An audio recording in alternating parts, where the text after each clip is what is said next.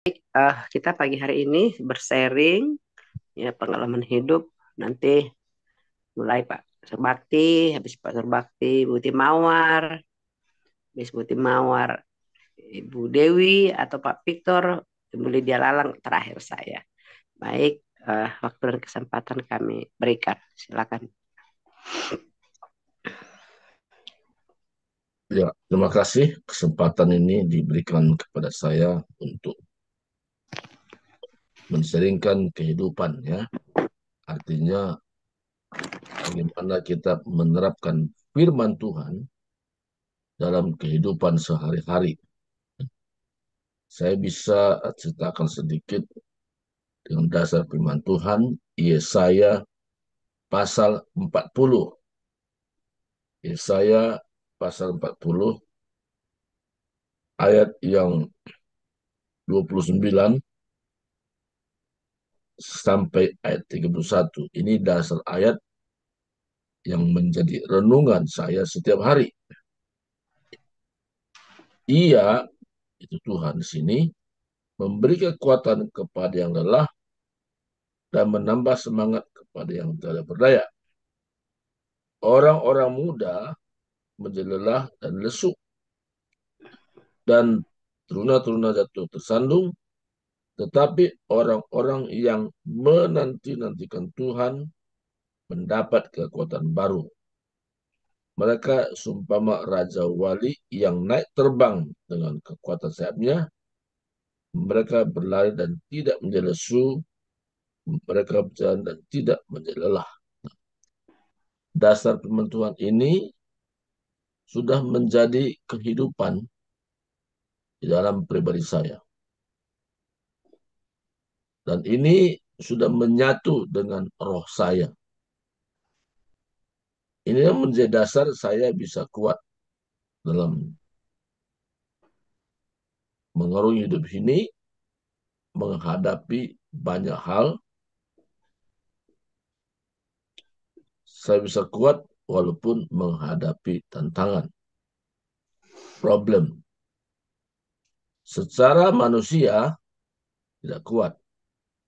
Maka dengan dasar firman Tuhan ini, kekuatan saya hanya di dalam Tuhan saja. Tidak ada yang lain.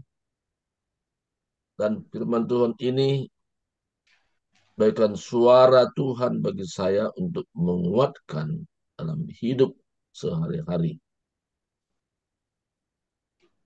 Dan firman Tuhan ini juga menjadi dasar bagi saya bahwa apapun kondisi situasi yang sedang saya hadapi, janji Tuhan ini benar-benar digenapi.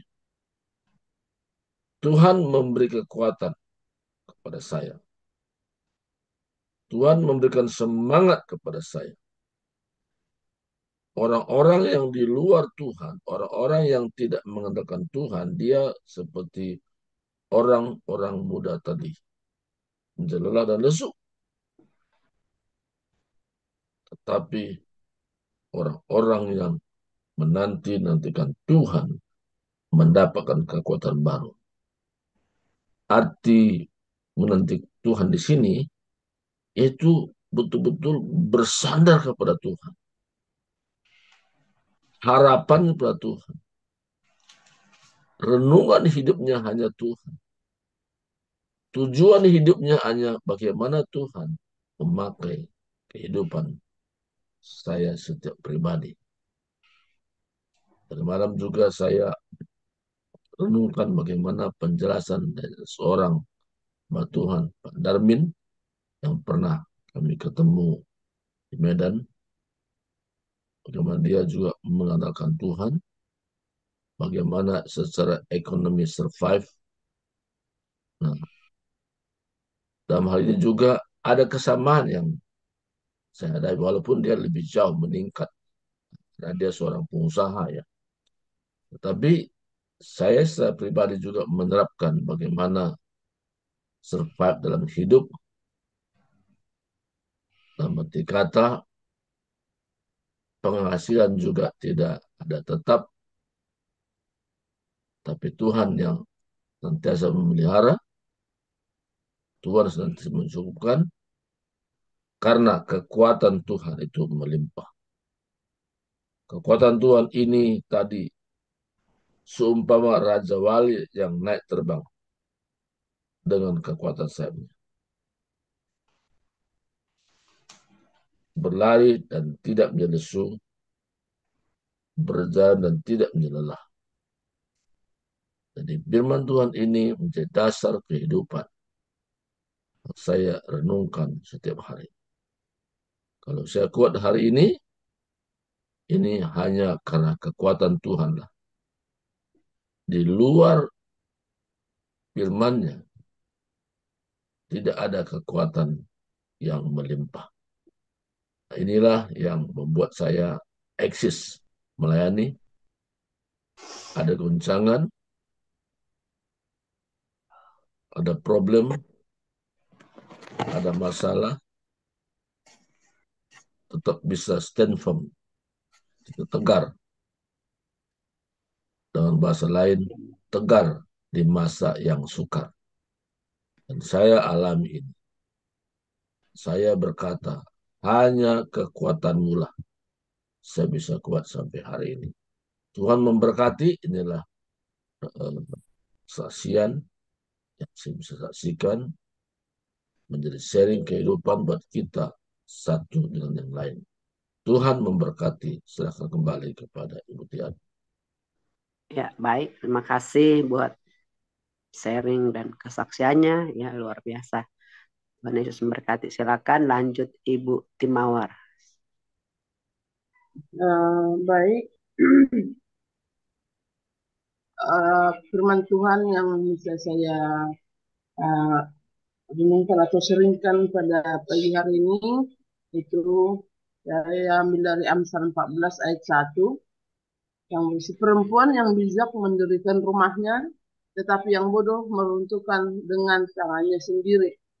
Nah, ada yang saya bisa jabarkan dari firman ini, dibalik ya kesuksesan suatu keluarga yang harmonis itu biasanya didukung atau terdapat ya seorang wanita yang bijaksana. Jadi rata-rata jika suatu keluarga yang bahagia, harmonis ya, itu biasanya dukungan dari wanita atau seorang istri ya. Nah, sebagai penyebaran singkat dari ayat ini bahwa perempuan ya wanita yang bijaksana dengan kebijaksanaan perempuan atau wanita ini mampu membangun atau memperkuat fondasi keluarganya ya.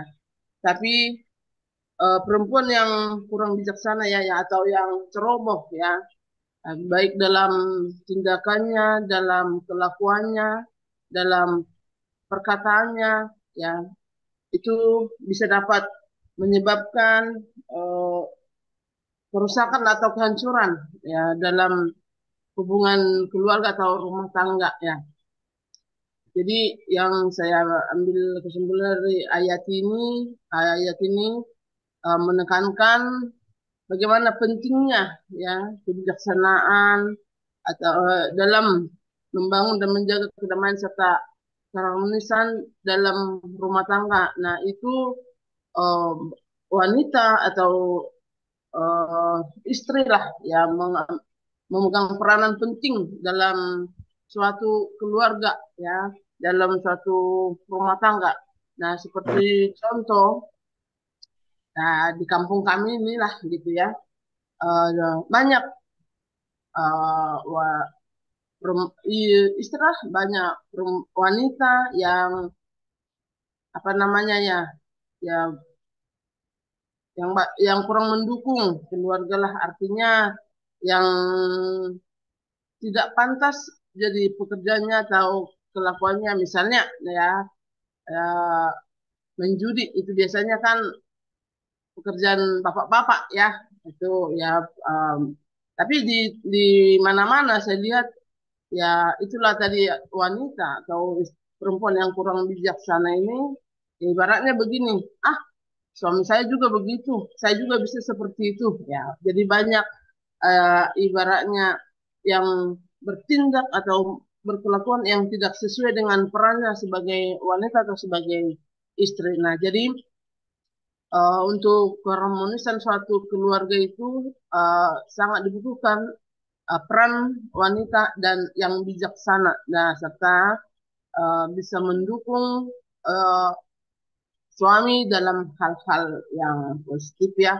Jadi wanita itu sangat berperan penting uh, dalam hubungan keluarga ya, atau rumah tangga. Itu yang saya ambil dari pesan ini. Jadi wanita bijak ya bisa menciptakan keharmonisan dalam suatu rumah tangga. Itu aja Bapak Ibu yang bisa saya sampaikan pada pagi ini. Oke, ya keren ya. Jadi kekuatan wanita itu luar biasa. Tapi wanita yang bijak adalah wanita yang mempraktekkan firman Tuhan di dalam kehidupan sehari-hari secara praktis. Nah, jadi kalau tadi main judi itu bukan firman Tuhan yang dipraktekkan gitu kan, ya, sehingga hancur. Makasih Bu Timawar buat sharingnya.